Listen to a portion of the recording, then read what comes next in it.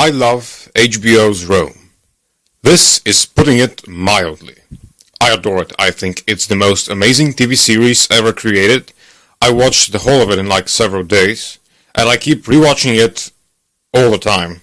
And this is the reason why I'm gonna be doing a huge review of Rome, and by a huge review I mean every single fucking episode plus the intro, which I'm gonna start with in a second. I don't know how much time it's gonna take me to finish all 22 episodes, but I don't care, because I could talk about Rome all day. As a background, I am a history buff. I love medieval times and antiquity, and when it comes to stuff about the Roman Empire, I am a maniac. I was introduced to Rome when I searched the web one time for thematic movies and shows and documentaries, and I saw it, I think, on IMDb. Then I learned that it was an HBO production in collaboration with the BBC, and that it was the spark that made Game of Thrones possible. And I was like, yeah, you're watching this.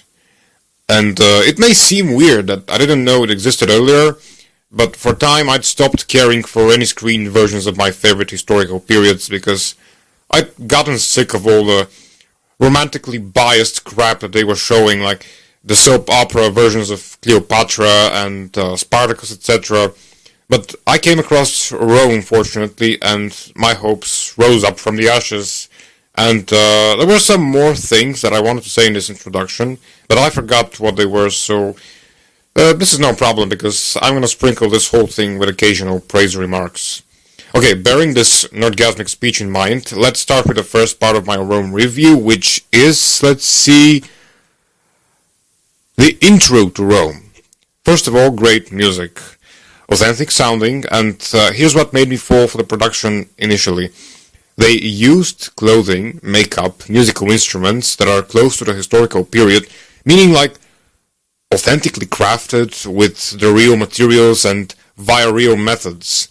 I remember them saying in the DVD extras that they hired like Italian butchers and glassmakers. They used traditional textiles for the clothing and painted it right there before shooting the scenes. And the soundtrack has this feel of originality as well, especially the music you hear, for example, at the parties at Attia's house or during the Egyptian orgies in Cleopatra's palace. So amazing details in every single aspect throughout, which was probably why they money cancelled it. Okay, moving on.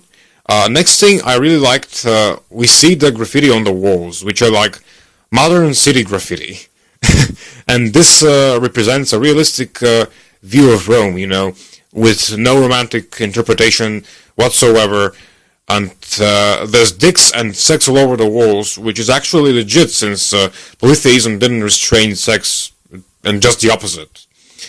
Inscriptions are all in Latin, and maybe other antique languages, I'm not sure. And I'm glad it's no fan service like Game of Thrones, Kill the Masters in Marine. I mean, what was the idea there? That we watchers are much too retarded to assume that the writing said something about killing the masters once we see them shit their pants, and so they avoid depicting native languages and crap all over the needed realism? Yeah, whatever the case there. As for Rome, I don't understand much Latin myself, but even so, I appreciate this aspect of the show greatly.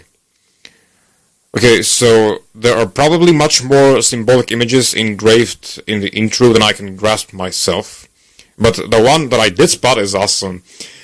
And that is the head of a Caesar king exploding. You know, a man with a laurel wreath on, whose head explodes, and a woman comes out of it, symbolizing the power of Roman women behind the curtain as puppet masters and manipulators.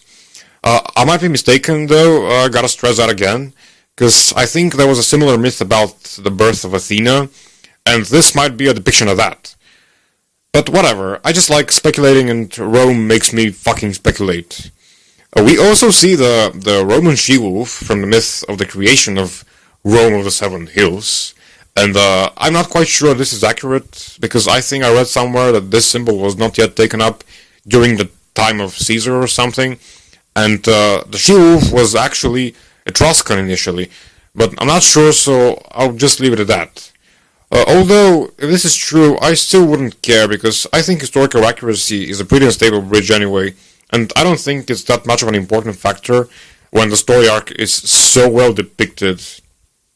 Another awesome thing I noticed is the Gorgonian that we see on a house with the living snakes twisting up in the air, like coming out of the picture.